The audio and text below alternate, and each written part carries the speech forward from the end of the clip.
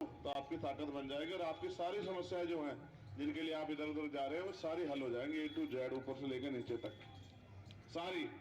ये तो हमें तो बाबा साहब बहुत दिन पहले समझा के चले गए, और सदगुरु रविदास जी महाराज जिनका गुरु घर, ये भी अभी समझते नहीं, मैं समझाता हूँ। सदगुरु जी बहुत दिन पहले कह के चले गए, गुरु कबीरदास जी कि पत्थर पूजे से अगर भगवान मिलते तो मैं पहाड़ पूजता। ठीक है, सदगुरु जी अपनी सारी वाणियों में कह के, हमारे लोग पढ़ते नहीं कि रविदास जन्म के कारण होत ना कोई नीच, नर को नीच कर डारी ओछे क्रम की प्रीत।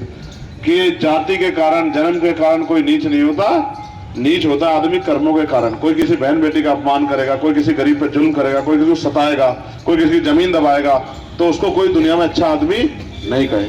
कर्म के आधार पर आदमी नीच होता है। लेकिन इस देश में जिन लोगों के हाथ में व्यवस्था थी, उन्होंने कहा भाई जाति के आधार पर नीच है। कोई आज जितने लोग यहाँ बैठे ये भी नहीं बताता कौन किस जाति का है, कौन किस धर्म का है। सच तो ये है कि इस देश में, दुनिया में एक ही धर्म है जो सबसे बड़ा, वो है इंसानियत।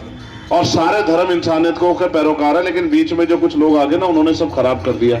उन्होंने अपने निजी स्वार्थों के लिए दूसरे को नीचा और अपने आप को ऊंचा करना शुरू कर दिया, गैर बराबरी बढ़ गई। अब उन्हें लगा ऊंचे नीचे का प्रबंध भी करना पड़ेगा, ऊंचे नीचे पता कैसे लगेगा, तो ऊंचे नीचे का प्रबंध ये हुआ कि इनसे इनके हक अधिकार छीन लो, पढ़ने का, पढ़ाने का, नौकरी करने का, रोजगार करने का, बिजनेस करने का, खेती करने का, ये सारे अधिकार छीन लो। ये अलग दिखने चाहिए, इनके हालात ऐसे हों कि इनको देख के लगे कि भाई ये तो छोटे लोग हैं, ये तो नीच जाति के लोग हैं। इस तरह के अधिकार बना के उन्होंने व्यवस्था बनाई। उस व्यवस्था को काटने के लिए महात्मा ज्योतिबा फूले ने आंदोलन चलाया, फिर साहू जी महाराज ने चलाया, फिर बाबा साहब अम्बेडकर ने चलाया, फिर काशीराम साहब ने चलाया। इसके बीच में बहुत सारे महापुरुष आए, चौधरी चरण सिंह जी भी आए, सर छोटूराम भी आए, महामना रामसु वर्मा भी आए, संत राम भी, प्रजापति भी आए, बहुत सारे महापुरुष आए, बाबू जगदेव प्रसाद कुशवाहा भी आए, जननायक कपूरी ठाकुर भी आए, मान्यवर दीना भाना वाल्मीकि भी आए, मान्यवर काशीराम साहब भी आए, और सबने यही समझाया कि भाई इस संविधान के जरिए ही आपकी तरक्की सुनिश्चित होगी। और